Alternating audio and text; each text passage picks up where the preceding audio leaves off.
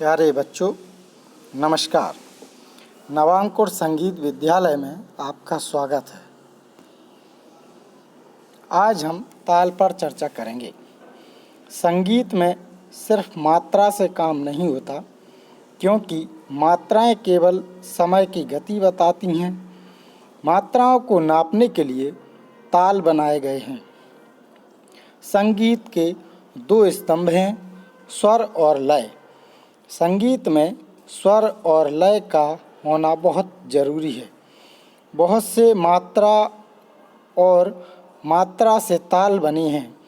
ताल कई प्रकार के हैं, जैसे त्रिताल या तीन ताल, झपताल, एक ताल, रूपक, चार ताल, दादरा, कहरवा इत्यादि।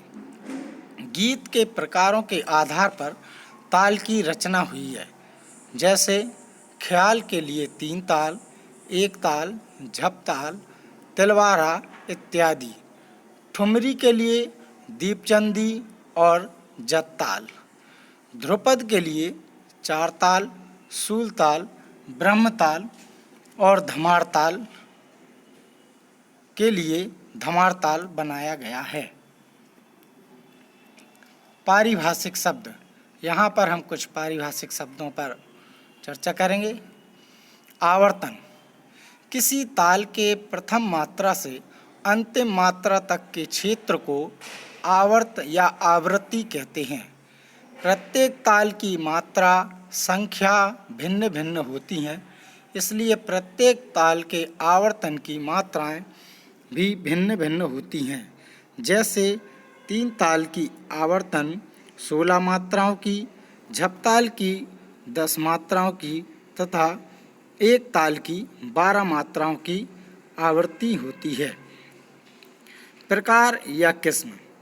यह पहले बताया जा चुका है कि किसी ताल के शुद्ध बोलों को ही ठेका कहते हैं, अतः ताल के ताली, खाली, विभाग और उसके स्वरूप को स्थापित रखते हुए ठेके को विभिन्न प्रकार से बजाने या पलटा करके प्रकार या किस्म कहते हैं।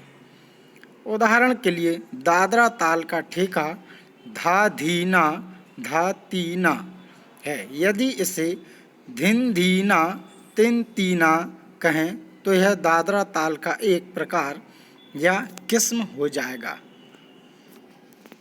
ठेका। तबले या पखावज पर बजाने के लिए विभिन्न तालों की रचना की गई है। प्रत्येक ताल के वजन के अनुकूल जो विभिन्न बोलों या वर्णों की सहायता से रचना होती है, उसके शुद्ध रूप को ठेका कहते हैं। अतः किसी भी ताल की मात्राओं को वर्णों की सहायता से वाद्य पर बजाने योग्य बोल को ही ठेका कहते हैं। प्राचीन पुस्तकों में ताल का रूपांतरण ही प्राप्त होता है। ठेका की चलन मध्य युग में ध्रुपद गायन के साथ हुआ होगा और यह ख्याल की प्रगति के साथ उन्नति करता गया। इसका प्रयोग वादन में सर्वप्रथम किया जाता है। उदाहरण के लिए 10 मात्रा की झपताल का ठेका देखिए। धी ना धी धी ना ती ना धी धी ना। इसमें 4 विभाग हैं। 2-3-2-3 के विभाग हैं। पहली मात्रा पर क्रॉस मतलब सम, 2 पर दूसरी ताली, 0 मतलब खाली और 3 मतलब तीसरी ताली। संगीत में लय एवं ताल का महत्व। भारतीय संगीत गायन, वादन एवं नृत्य तीनों विधाओं का मिश्रण है और इन्हीं से संगीत जैसा पवित्र शब्द पूर्ण रूप से सार्थक है। ललित कलाओं में संगीत कला सर्वश्रेष्ठ मानी जाती है। संगीत के 2 मुख्य उत्पादान हैं, स्वर एवं लय। इन्हीं उपादानों के माध्यम से संगीतज्ञ संगीत का सृजन करता है।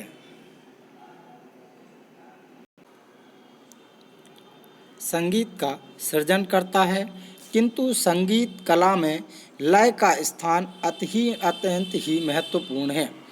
लय के बिना स्वर की उत्पत्ति असंभव है। संगीत में लय एवं ताल का प्रयोग प्राचीन काल से हो रहा है। ताल के बिना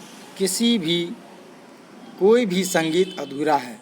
निश्चित ताल गति के परिणाम स्वरूप संगीत के क्रमिक आरोह अवरोह विराम आदि अत्यंत प्रभावशाली हो जाते हैं। वास्तव में संगीत की प्रत्येक विधा गायन, वादन एवं नृत्य में लय एवं ताल का प्रयोग अत्यंत ही महत्वपूर्ण है। धन्यवाद।